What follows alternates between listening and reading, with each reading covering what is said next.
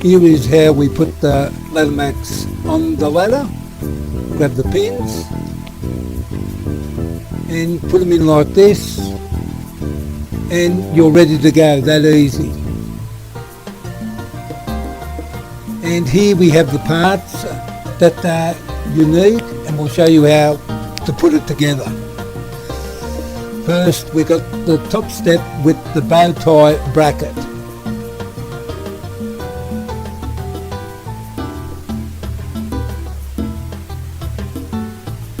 And just remember to not tighten them up right away. You'll see later on why we've done this.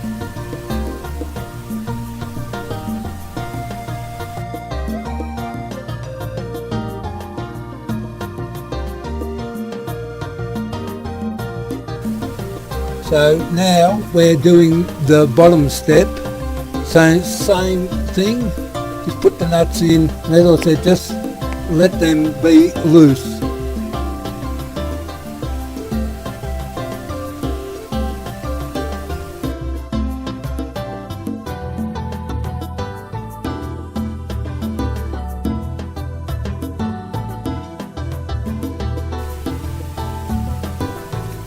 And now we've got the lateral support arm, and on this occasion tighten them up.